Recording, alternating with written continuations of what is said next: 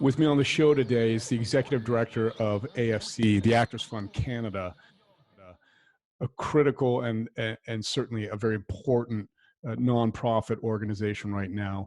The AFC is the lifeline for Canada's entertainment industry.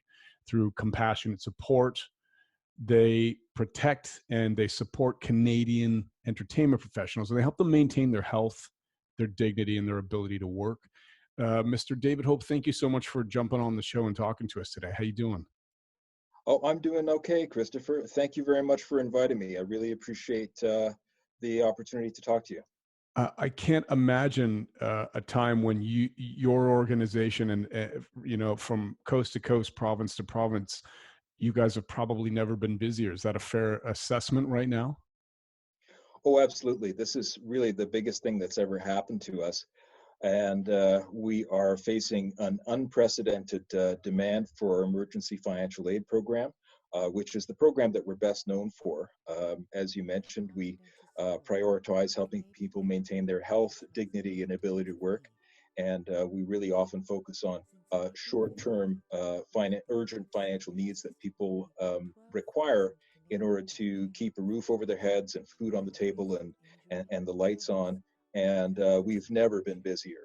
We have, as of now, over the last 3 weeks, we've received basically 2 years worth of applications for emergency financial aid. It's really incredible. It's unprecedented. And as I say, it's the biggest challenge we've ever faced, but it's also the biggest opportunity we have to prove our worth and to carry out the mission that so many of our supporters have entrusted us with.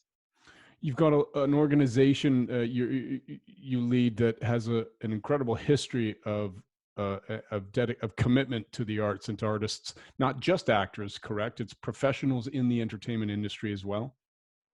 That's right. And hence our rebrand in 2016.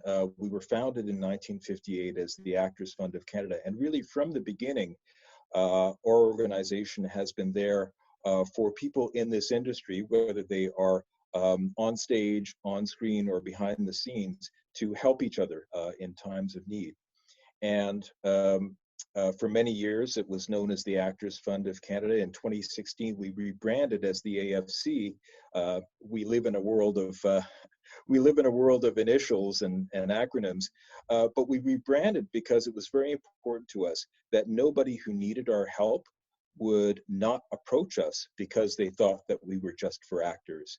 And similarly, everybody who would like to support people in their industry in need would be invited to support us, knowing that through a contribution to us, they will have the widest possible impact throughout our industry. Because after all, we all float or sink together, and we work in a very collaborative industry. And though it was founded by actors, and we still retain sort of a tip of a hat to that in our name, the AFC. Really, it's for everybody in our industry in not only film and television, but also theater, music, and dance. Performers and people behind the scenes, performers, creators, producers, presenters, everybody whose work goes into making the wonderful productions we enjoy in Canada and that are seen around the world. David, when you get a backlog of applications from actors, truly, in some cases desperate for help, that can go back, as far as 2 years in your scheduling. What's your outlook? How do you and your staff approach something like that? Does it feel like you're going to be able to make a dent on this problem? Does it feel like you're going to be able to offer the kind of support you typically would be in a better position to offer? How are you feeling in terms of being overwhelmed? How's your staff doing right now? Well, thanks for asking, because our staff are really key to this all. I'm so grateful to work with such an excellent team of dedicated people. We have, and to answer your question, the answer is yes. We're certainly not working in our usual fashion. We have adjusted to the times and put in certain streamlining and and shortcuts that are going to allow us to properly address the most urgent demand. Typically, one of the things, I'll give you a bit of a long answer here. One of the things that that makes us unusual is that the level of care we take to work with each individual, to understand their circumstances, and to provide the type of help, whether it's emergency financial aid or personal support and advocacy or our financial wellness program or other services that we offer or referrals. Our normal process is really tailored to the individual's needs, and we see the individual. We're not a bureaucracy. We don't work like a government assistance program where one size fits all. We really work with the individual and want to help everybody find a way to stabilize their situation and build a platform for success.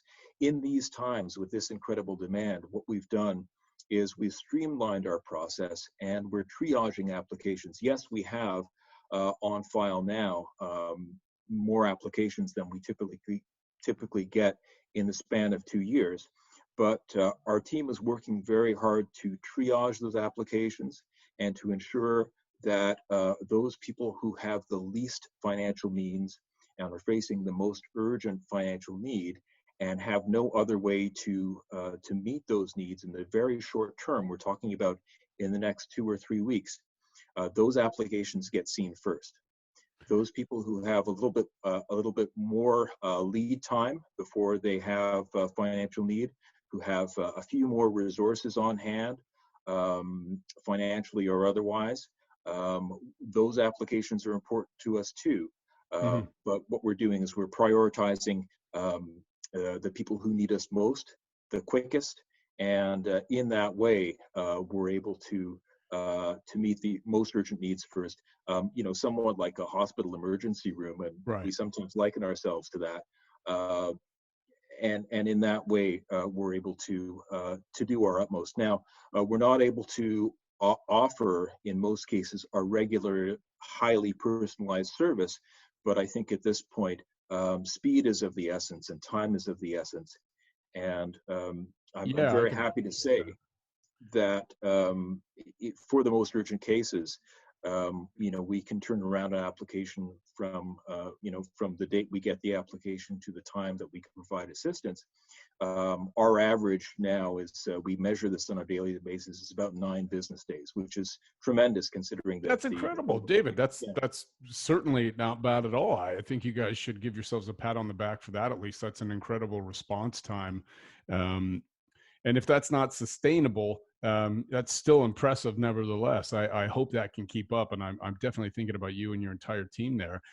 Let me ask you, the Canadian government has been getting high marks in terms of public response to how they're handling the COVID crisis across Canada. The provincial governments are getting decent marks as well. And yet on the side of the entertainment sector, where certainly we're actors, you and I spend a lot of time with actors and know many actors, it's fair to say that the Serb program doesn't appear designed to support people who have what we might call gig work, or who work on special case-by-case projects that like actors do. And therefore, there's this real challenge for them to decide if it's worth trying to stick it out, and if that compromises their ability to work if they did go on the Serb credit or not. All that to say, have you got an opinion on that? What are you advising or saying to your friends and colleagues in the industry? It's there to help, that Serb program, and it's got great intentions, and I think it is helping a lot of people. Actors are not necessarily seeing it the same way. What do you think of that? That's certainly a topic that's widely discussed in the industry, and it's something that we are talking about on an hourly basis with our team and with our industry partners as further details on the Serb program roll out. Yes, I mean, there are many people in our industry who will be helped by the Serb program, but we understand, and I think it's widely understood amongst the performer community and others in the industry, that the program as it stands today is not is not going to work for everybody who needs it in our sector. And I know that there's a lot of work going on the part of our unions and guilds and advocates for our industry to communicate with the federal government to make certain changes that will more meet the needs of people in our community.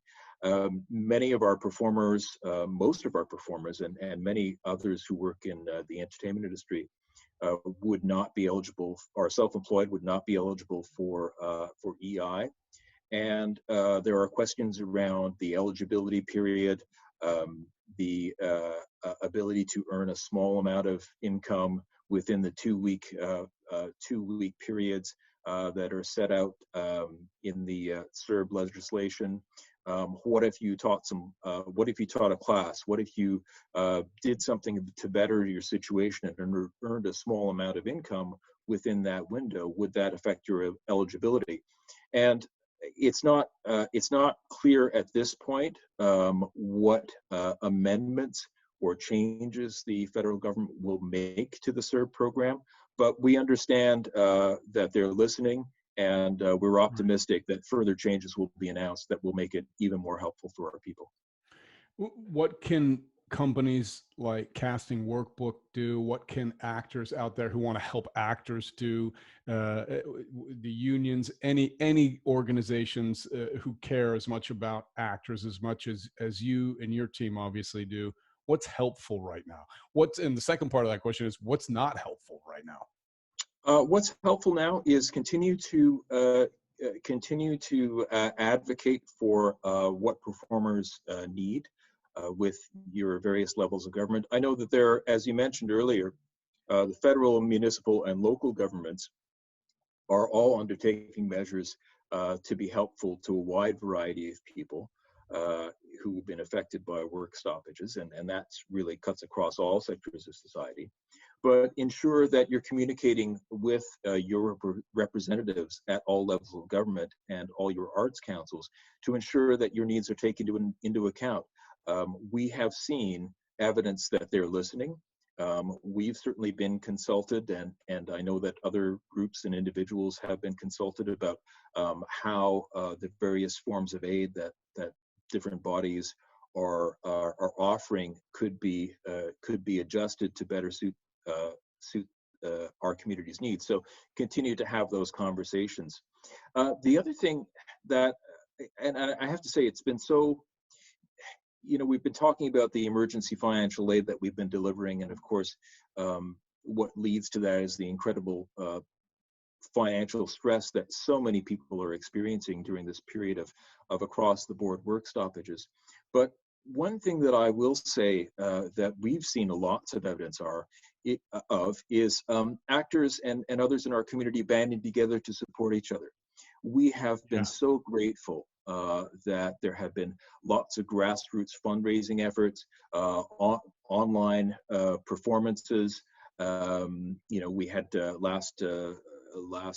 the last couple of weeks, telethon was organized in support of the AFC, but lots of opportunities for members of our community to reach out to each other, to break through that isolation that we're all feeling now, and to show some solidarity, and to practice their art, to share their gifts with the community. So I would encourage people, in addition to advocating for what our community needs with those institutions that are in a position to give it, also reaching out to others and checking on people and banding together in acts of solidarity, because we all need a morale boost at this time, and that's really important too.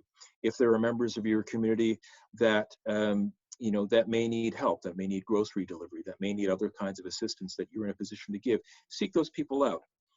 And of course, as we've talked about, the demand on the AFC's resources is incredible.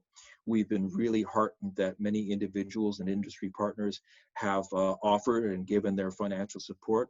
I would encourage anybody who's in a position to do so to consider making a charitable donation to the AFC or other organizations that are helping people at this difficult time.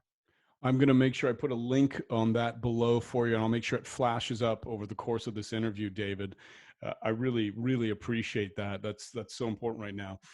Any final message or advice for actors out there right now that are really struggling? They're going through a bit of an existential creative crisis, if you will, wondering if this is the time to throw it in and get out there and try something different.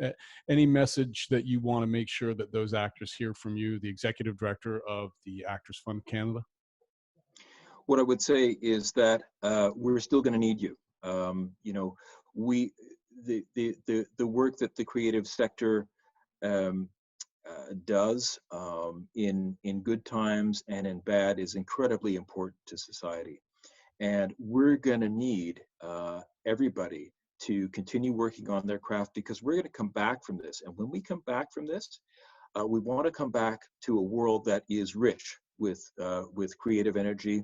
That is, you know, we're going to we're going to need the work of our creative sector more than ever to get us through our current difficult time, which is why I'm really encouraging people to find opportunities to express themselves, to practice their craft. But when we come back, you know, everybody is going to want to be in a position to, you know, recoup some of the losses of income perhaps, and get out there and get the work that's available.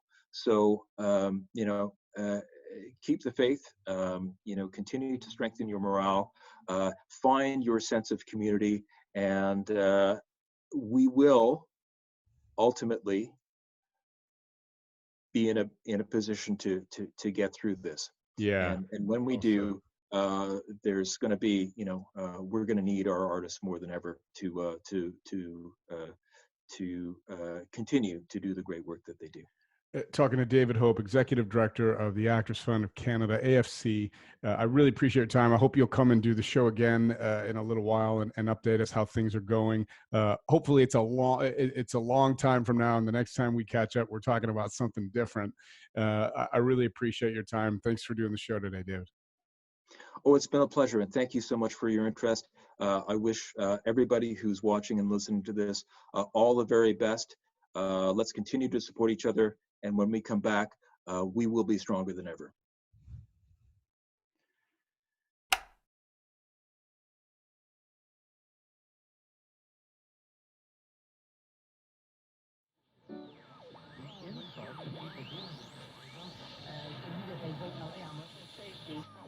Nature of these kind of attacks on prime movements. Not to mention the fact